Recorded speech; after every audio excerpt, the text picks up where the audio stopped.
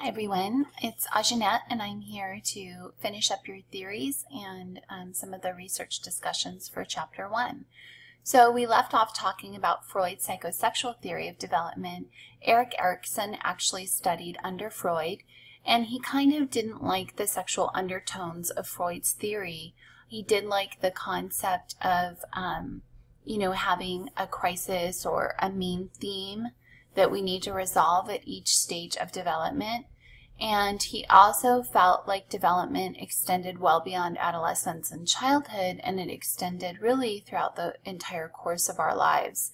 So Erik Erikson came up with a psychosocial theory of development. He's absolutely one of my most favorite theories because he's one of the only theories to address lifespan development, so change across our entire life.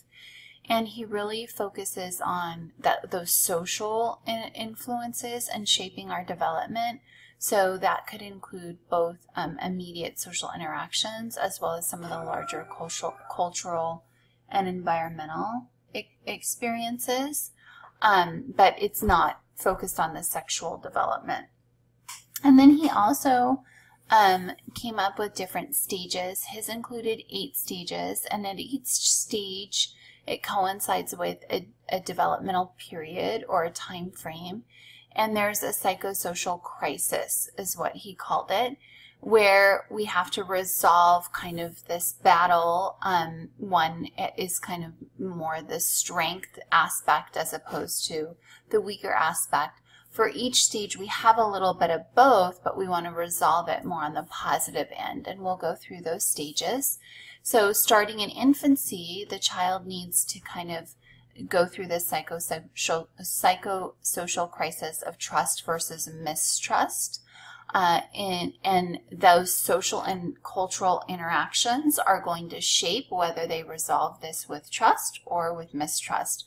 So in other words, if mom is an effective caregiver, she's nurturing, responsive, loving, sensitive, she tends the baby when they cry, holds, loves, supports, is affectionate, that child is more likely to develop a sense of trust, as opposed to maybe a non-responsive or inconsistently responsive mom, or a mom that lets the baby cry for extended periods. That might encourage the baby to resolve this stage with mistrust. So ideally, a nice healthy bond with the caregiver is going to influence the outcome. Toddlerhood, children go through autonomy versus shame and doubt. Autonomy meaning kind of a healthy sense of who they are. When you're autonomous, you kind of know who you are and you have an individual kind of purpose and drive, versus shame and doubt, where you might carry some negativity about yourself. And again, remember, potty training is a major area of focus during toddlerhood. So a child might emerge from that with a sense of autonomy and, wow, I'm independent and I'm me, I'm purpose. I have this purpose, and I can kind of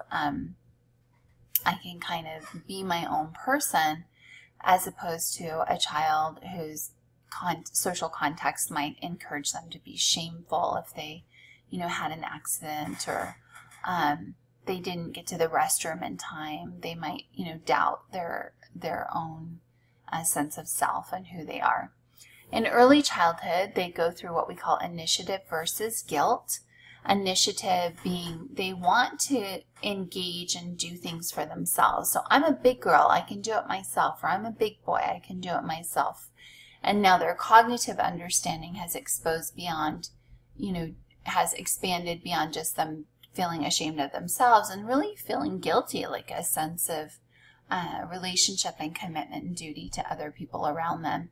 So my little girl liked when she was at this age, she really liked to dress herself, and you could tell the days that she dressed herself because she didn't match, and she could kind of look like she was in a dress-up contest. And sometimes I could take her to school and the preschool teachers would say, "Oh, Kayla, don't you look pretty today? Did you dress yourself?" And And she would say yes, and then they would go on and rave about what a beautiful outfit she put together. And that really helped to encourage and foster her sense of initiative versus, making her feel like she looks ridiculous and how inconvenient it might be to go and have to change her. And you can kind of create an environment that supports that initiative. What I used to do is put her clothes together in matching outfits in her drawers. So instead of having a shirts drawer and a pants drawer, I would have outfits together in the drawers. And, sometimes that worked and sometimes it didn't, but it certainly gave her the opportunity to still dress herself, but at the same time meeting a little bit of mommy's obsessions of matching. So in middle childhood, children go through industry versus inferiority. And when you're industrious, you're productive, you're accomplishing a lot, you're mastering a lot, and you're learning a lot. And so this is a time when children are in elementary school and they're learning new concepts every day and learning how to read and write. I'll never forget Cole when we were driving down the road and he saw billboards and he was reading and he said, "Mom, your world really changes when you can read." And it does. And him learning that new skill set really helped him to understand and appreciate the power that brought him. Versus children that might be lagging behind in those areas, they might develop a sense of inferiority. I feel like this is a very vulnerable time in a child's life, particularly if they have maybe a learning disability, because they can slip through the cracks and easily kind of develop a sense of inferiority as if they're not keeping up or not capable of keeping up with their classmates. In adolescence, that shift moves from industriousness to their sense of identity versus identity confusion. Keep in mind, this is the time that they're experiencing puberty and their body's changing. Their mind and mental abilities have expanded as well. So they kind of need to come to terms with that with one cohesive sense of identity. This is one of the most well-researched areas of Erikson's theory. He talks about what he calls an identity moratorium, and that's a time of exploration to kind of discover what do you like, what don't you like, and you need that exposure. Like, I can't say which is my favorite ice cream at 31 Flavors unless I go and explore the different flavors and taste them. And then I can tell you it's Jamocha Almond Fudge in the Banana Royale with chocolate, not hot fudge. And I do like nuts and cherries on top. So, but I had that moratorium at 31 Flavors over the years. So that exploration helped me to really understand what I like and what I don't like. In adolescence, you need to step into the world and have some exploration. And there's some conflict that emerges between parents and children, largely because they're trying to pursue the natural urge and desire to go explore, and parents are trying to confine and control and maybe limit that exploration. The best thing to do is set healthy boundaries on that exploration, but really empower them to discover that identity for themselves. Otherwise, they might resolve the stage on the negative side and have some confusion. And we're going to talk more in the adolescence module about some different identity statuses presented by David Elkind that will be interesting as well. Early adulthood is his next, second most actively researched stage.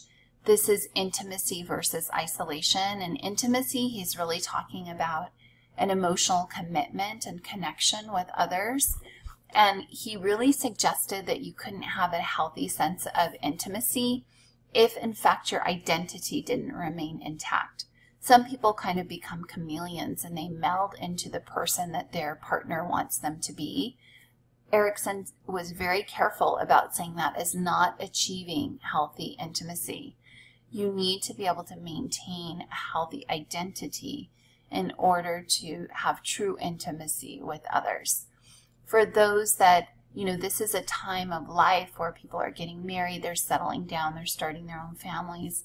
And for those that struggle with finding that partnership and that social intimacy, they might experience that social isolation and feeling alone and left out, or like the third wheel. In middle adulthood, which is where I am now, The focus now is on generativity versus stagnation. And if you look at the root word, like generation, it's really about now giving back and making a better world for the upcoming generations and those that are following you. In middle adulthood, now I've raised my children. I might be facing grandchildren, God forbid, not anytime soon. I might be facing grandchildren at some point in my future, and I really want the world to be a better place. I want to make a difference. I want to have a sense of purpose and meaning beyond myself. And that sense of generativity drives my involvement in student activities and causes, domestic violence or sexual assault awareness, mental health awareness. I really want to give back, and I want to make a difference and make the world a better place. As opposed to somebody that might be stagnant, they might feel like they're stuck. They're stuck in a rut. They're just kind of existing. They don't really have a deep meaning and purpose in their job or in their personal life or maybe in their relationships. And so that can be problematic because it makes you feel stagnant and, unproductive. And we actually have seen depression rates increase in middle adulthood, and it might be directly related to this. So the best thing we can do is give ourselves a sense of meaning and purpose beyond us and get involved with others. And then finally, in late adulthood, this is the stage where we're actually looking back and we're now reflecting on our life, and we can develop ego integrity if after evaluating our life overall, we feel like we've made good decisions and we're in a good place, and we have a really good sense of acceptance of our life overall. Doesn't mean we made all the right decisions, but we accepted the decisions that we made and we understand them and kind of respect that legacy that we're leaving. Versus despair that might have a sense of regret and a lot of, unrealized dreams and broken relationships, and they might feel much more negativity about their life and not as much pride. The person who has ego integrity, as they're approaching death, they usually approach it with a greater sense of peace and resolve, versus they might have regret, fear. Everybody's naturally going to be afraid of death, but some are much more at peace with what they're leaving behind than others. And it could be directly related to Erikson's theories. Overall, it's one of my most favorite theories. I find these things to be very true and evident in my life and in the lives of those around me, and hopefully you do too. I'm also promoting service learning in this class because I feel like a sense of generativity and that purpose and giving back to others and making a difference for upcoming generations is really a critical part of just the human experience. So if I can try to water that seed in you now, I think it's only going to be that much more magnificent as you get older. So getting involved, doing community service, and reaching out and helping others is really important, and I'm going to try to reward that and encourage that throughout the class as much as possible. So Bronfenbrenner is an ecological theory. It's actually the bioecological, so he suggests you as an individual bring your own kind of biological predispositions towards things and your own individual traits that are going to influence your development.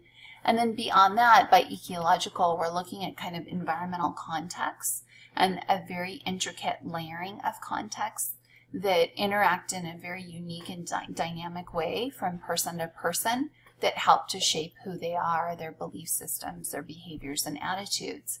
And he said that there's 5 different levels or systems. This is, in fact, a systems theory. So you see this very commonly both in sociological theories as well as psychology classes, because it is a very comprehensive theory that looks at the individual development and the larger context that influence those development. I'm not going to take the time to go into each one individually because there's a separate narrated PowerPoint that does that for you right before the learning activity for Chapter 1. So I'll let you go through the different stages in that particular review. But it is a very systemic theory, and I hope you enjoy it as much as I do. Just some general concepts before we wrap up. Continuous development really looks at gradual incremental change over time. Human development in general is continuous in nature. Discontinuous development, similar to Freud and Erikson, say that that there's kind of abrupt change from one period to another. So it's like a step-like progress. And we'll talk more about some of the other terms